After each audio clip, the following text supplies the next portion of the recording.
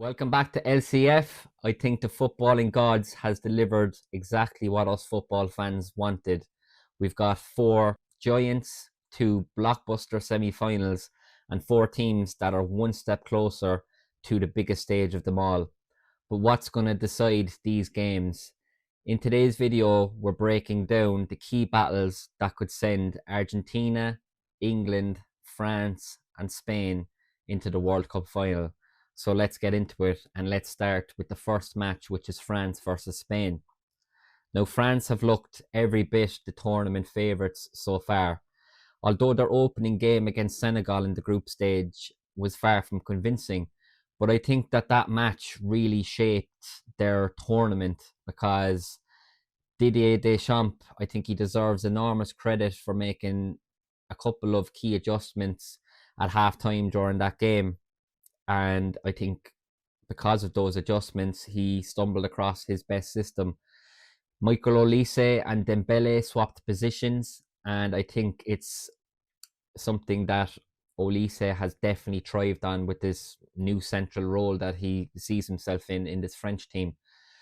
He was not really staying disciplined in that first half. He was not hugging the touchline like he should in the system for the French. He was coming short. He was trying to get on the ball in central positions, but when he moved to the number 10 position, it became a lot more natural for him. He was able to get between the lines a lot more easily. He wasn't coming from the right hand side and drifting across.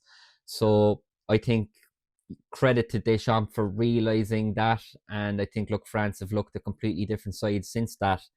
What stands out for me, though, with this French team, and I was going through some of the names there, and Saliba, Upamecano, Koundé, Barcola, Doué, Dembele, the list goes on. Even Digne, like they've all won major honours for their clubs recently. And I think that winning mentality of having a core group of players that are winners, and a lot of them are winners in their own right for their own clubs.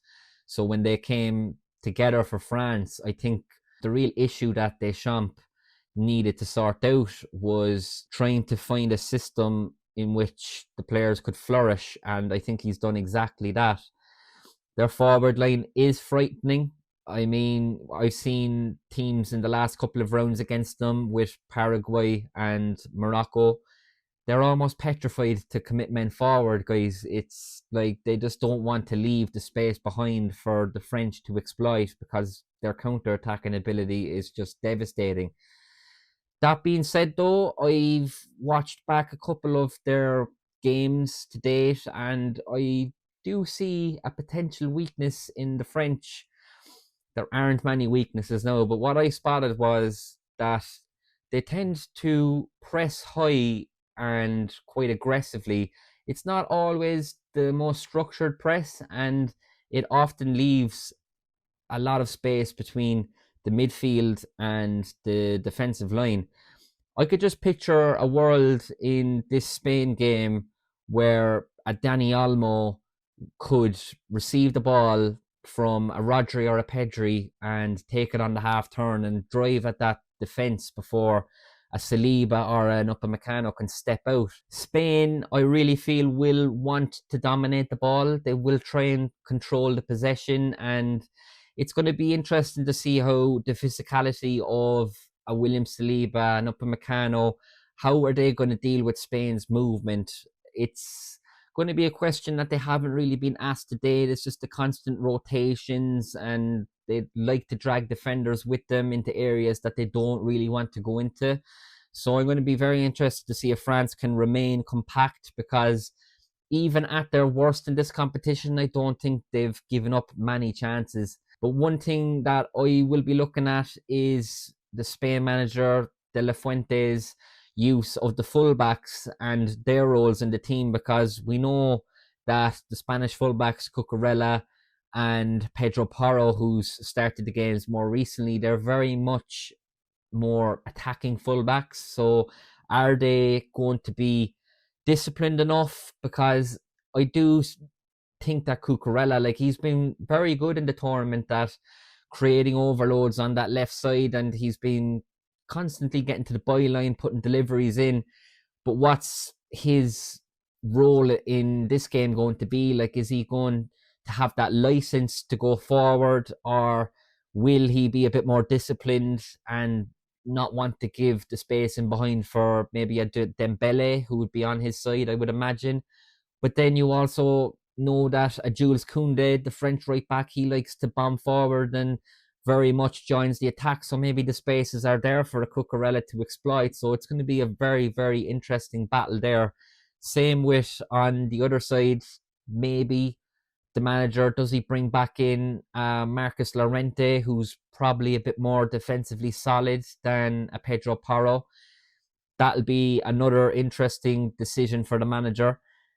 It's such a fascinating game, this one, because I really do feel like Spain are one of the genuine teams that can go toe to toe with the French. Ultimately, though, I do think that the French will have too much. I just think that as good as they are in attacking sense, I think they've been outstanding defensively too. I mean, they've only conceded 2 goals in the tournament so far. One of them was against Senegal in the first game, where Theo Hernandez, I think he got overpowered there physically, and maybe it's the reason why Lucas Digne is actually preferred in that left back role now. The second goal that they conceded was against Norway in a dead rubber clash when, look, they were already through, and I don't even think Saliba started that match, so I wouldn't be looking too much into that. The key battle for me is Mbappe against Kubarsi and Laporte. I think, look, Spain, as much as I've been critical of them in certain areas, they have been very good defensively in this tournament too. It shouldn't go unnoted that their first goal that they conceded in the tournament was against Belgium in the last round. But I think the movements that they're going to be up against with Mbappe is something that they haven't faced yet. And we know with Mbappe, like, he only needs just a quick burst to get like a half yard on a defender, and then he's gone. Interestingly enough, though, both teams have yet to go a goal behind in the tournament, so it'll be unfamiliar territory for the team that does concede first. I think it really would put the cat amongst the pigeons if France were to go a goal down, because so far in the tournament for them, it's just been fairly plain sailing. Spain, I think they are capable of winning this game, but I think the concern I've had since the start of the tournament has been I just don't feel that they are clinical enough. And I think in a game against France, who are fairly ruthless, I think it's just they simply have to take their chances when they do get them. And I'm not sure that they will. I do think France will progress to the World Cup final. The second semi-final is England versus Argentina. And as far as World Cup semi-finals go, I don't think they're there to be played beautifully. They're just there to be won.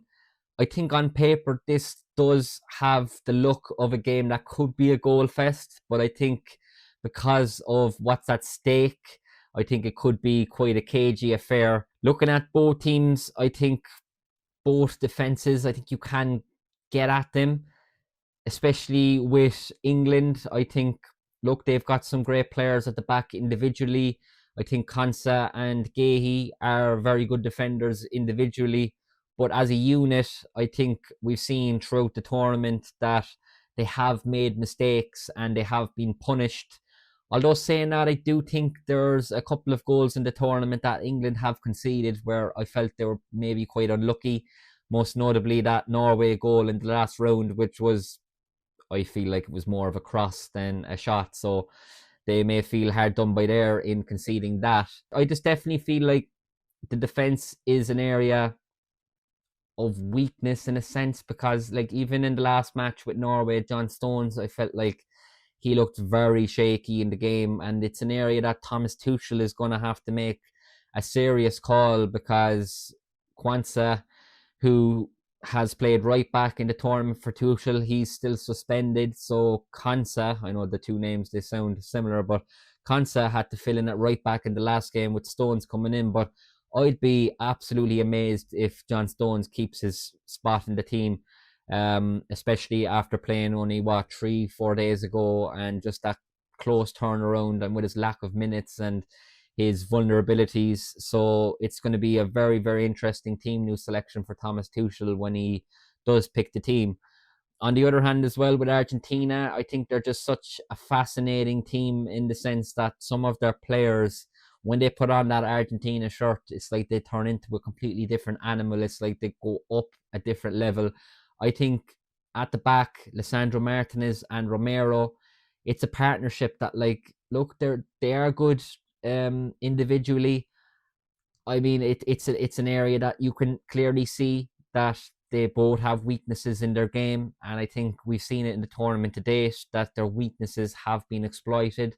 Lisandro Martinez, the main weakness is aerial ability, and we saw it in the game against Egypt. He got done for the header with the Egyptian player rising above him to put the Egyptians in front. The key battle for me is going to be Jude Bellingham and Harry Kane against the Argentina centre backs in Lisandro Martinez and Christian Romero.